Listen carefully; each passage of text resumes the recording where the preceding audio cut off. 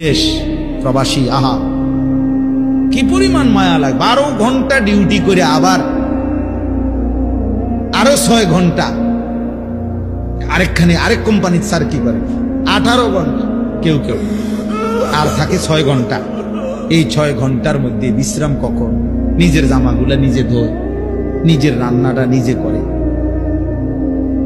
প্রবাসীগুলো বিদেশে থাকে, যে আমি তো সৌদি আরবে অনেক দূর দূর ছেলেদের কাছে গেছি, ওরা দম করে খুব মহব্বত করে।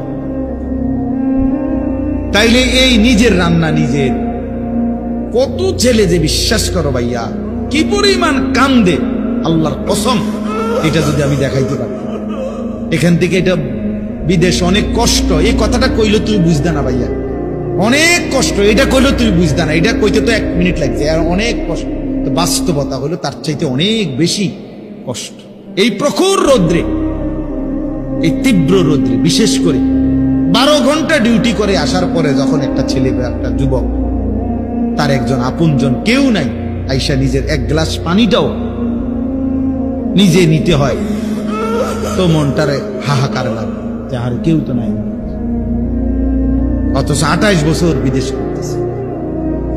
এক ছেলে দেখা হইলো লাস্টের দিকে, ওই আমার দেখে জড়াই ধরে কাঁদতেছে। আমি বললাম, বাবা তুমি আজ কতদিন হয়েছে আইসো? কয় হুজুর 3 বছর। এই শেষ আমার যে ছেলেটা খেজুর আইনা দিছে মদিনায়, ও ছেলেটা বলতেছে যে আজ 3 বছর হয়েছে বাড়ি থেকে আসছি, একবারও যাই নাই। আমি যাইবা কখন? কয় হুজুর একটা আইডিয়া করছি যে যে ঋণগুলো করছি আরো 3 বছর যদি বিদেশ করি তাহলে ঋণগুলো শেষ হবে, তা আশা আছে হুজুর এরপরে যাবো। এই কদ্দুর অল্প বয়সী ছেলে।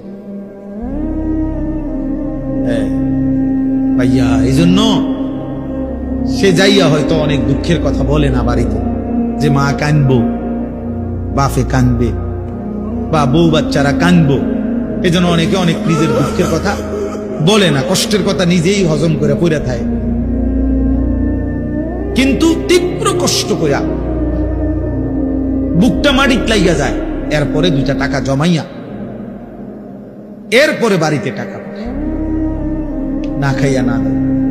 এই কখনো একটা দোকান থেকে একটা বার্গার, কখনো একটা 1 টুকরা মুরগি, এই একটা কিছু খাইয়া শুইয়া লায়। ক্লান্তিতে আর ভাল লাগে না যে কিটা রাখবো, শরীর আর কুলাইতেছে না, এতক্ষণ ডিউটি করে আইসা। আমি যেমন এই সারাদিন বয়ান করে রাত্রে 3টা 3:30টায় বাসায় যাই, ফজরের নামাজের পরে আমারে